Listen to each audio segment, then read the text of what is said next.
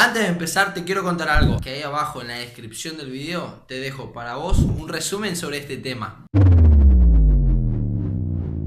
Cuando hablamos de isquemia, generalmente hacemos referencia de detención del flujo sanguíneo a un tejido en particular. Y esta detención del flujo sanguíneo a ese tejido, lógicamente lo que va a generar es una muerte de ese tejido. Por ejemplo, en el caso de un infarto cardíaco, en donde lo que sucede es que se mueren las células, se mueren los miocitos y no van a poder cumplir con su función básica, que es la de contraerse para que el corazón pueda bombear la sangre a todos los tejidos.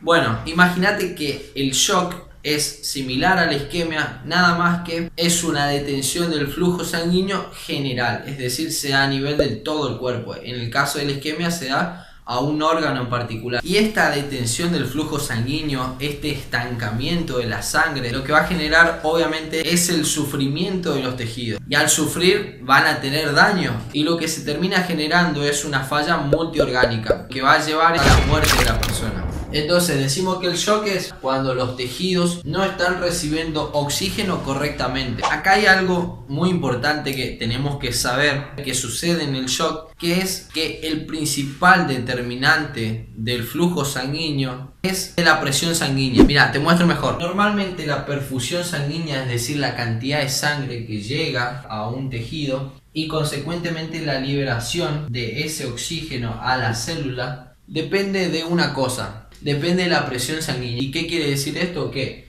hay tanta presión acá dentro del vaso sanguíneo que lo que hace es, por esa diferencia de presiones en donde hay más presión acá que en el tejido, hace que empuje ese oxígeno hacia el tejido, hacia la célula, por esa diferencia de presiones. Entonces el oxígeno es empujado hacia la célula y de esa manera la célula puede utilizar ese oxígeno para poder sobrevivir. Y por otra parte, el dióxido de carbono que se encuentra en la célula, que es un desecho, por esa diferencia de presiones en donde hay más acá presión de dióxido de carbono que en el vaso sanguíneo, se va el dióxido de carbono hacia el vaso sanguíneo y de esta manera se da el intercambio gaseoso en los tejidos. Entonces lo que vos tenés que saber es que el principal determinante de la perfusión sanguínea y el intercambio gaseoso a nivel de los tejidos es la presión sanguínea. A su vez, ¿de qué depende esa presión sanguínea? Bueno, mira, depende de dos cosas. Uno, del gasto cardíaco. Y ahora, ¿qué es el gasto cardíaco?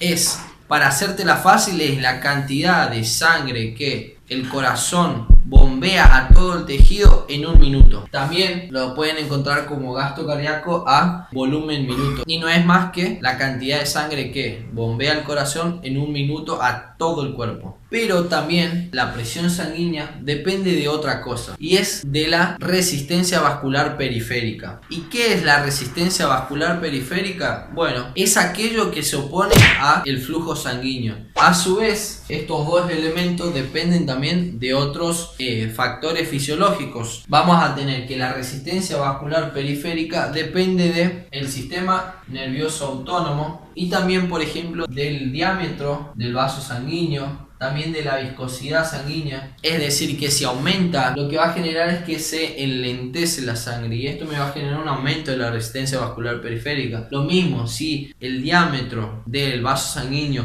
es más chico, quiere decir que va a haber mayor obstrucción al flujo sanguíneo, por lo tanto aumenta la resistencia vascular periférica. Si se agranda, va a bajar la resistencia vascular periférica. Bueno, y por otro lado vamos a tener el gasto cardíaco. ¿De qué va a depender el gasto cardíaco? También de dos cosas. Uno, del volumen sistólico. ¿Y qué quiere decir esto? Bueno, el volumen sistólico no es otra cosa que la cantidad de sangre que eyecta el corazón en un latido cardíaco. Acordate que esto era en un minuto. Esto es en un latido cardíaco, en una contracción. Y el otro elemento que va a modificar el gasto cardíaco es la frecuencia cardíaca. Es decir, si aumenta la frecuencia cardíaca, quiere decir que el gasto cardíaco, la cantidad de sangre que se eyecta en un minuto, va a aumentar. Entonces, esto más esto me va a dar el gasto cardíaco. A su vez, ¿de qué depende el volumen sistólico y la frecuencia cardíaca? La frecuencia cardíaca va a depender de lo que es el sistema nervioso autónomo. Es decir, si se activa el simpático, lo que va a hacer es que aumente la frecuencia cardíaca, la cantidad de veces que el corazón va a latir en un minuto. Y el volumen sistólico depende de tres cosas principalmente, que son la precarga, que para que lo entiendan fácil es la cantidad de sangre que le llega al corazón,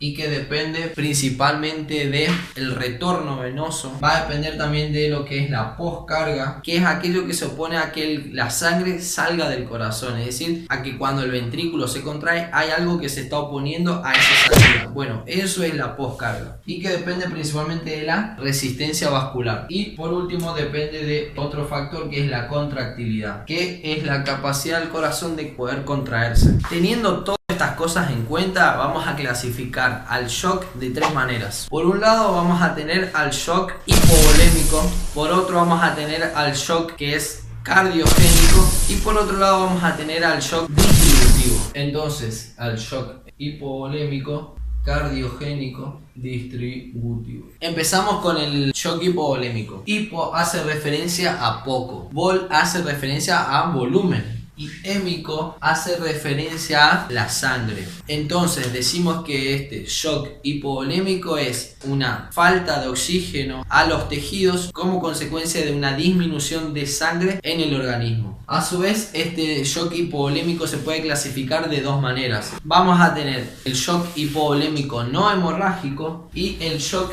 hipovolémico hemorrágico. Cuando hablamos de shock hipovolémico no hemorrágico, estamos haciendo referencia a que no llega sangre a los tejidos y como consecuencia no llega oxígeno a los tejidos, a la célula. No se da porque se rompió una arteria o un vaso sanguíneo, sino que se da por una disminución de líquido, o sea, una pérdida de volumen en la sangre, pero por ejemplo por una deshidratación. En este caso lo que va a generar es una caída del volumen sanguíneo, que a su vez me va a generar una caída de la presión arterial y no va a llegar sangre a los tejidos, y los tejidos van a empezar a sufrir, van a tener falla multiorgánica y en caso de que no se trate puede llegar a la muerte de la persona. Entonces el no hemorrágico no se da por una hemorragia, sino que se da por una disminución del volumen sanguíneo por otra causa, por ejemplo una deshidratación. En cambio el hemorrágico sí se da porque se rompe un vaso sanguíneo y como consecuencia de esto lo que va a generar es una caída del flujo sanguíneo en los tejidos porque cayó la presión sanguínea.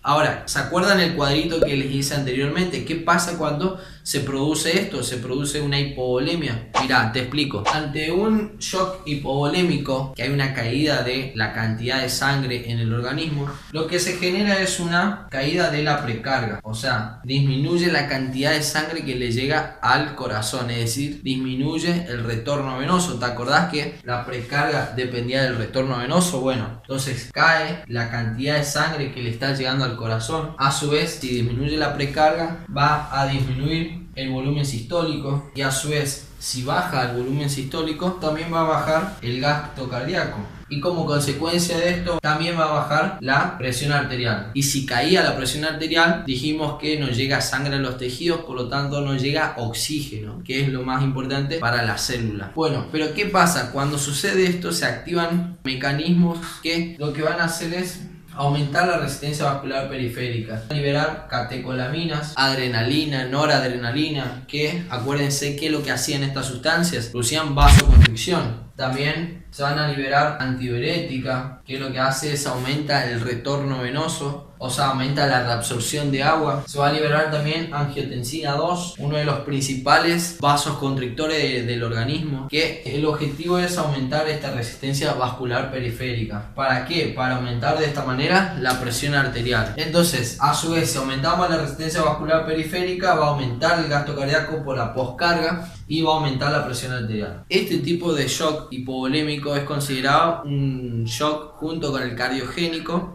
frío. ¿Por qué? Acuérdense que la sangre tiene temperatura, nuestro cuerpo tiene una temperatura que es de 37 grados, entonces lo que hace el cuerpo, el organismo, cuando está sufriendo y necesita mantener sus órganos vitales como el corazón, el cerebro, el pulmón, lo que hace es empieza a sacar sangre de aquellos órganos que no necesita tanto oxígeno, como por ejemplo la piel. Entonces vamos a tener que en este tipo de shock, al redistribuirse ese flujo sanguíneo, las extremidades quedan sin tanta sangre, entonces se vuelven frías, al igual que lo que sucede en el cardiogénico.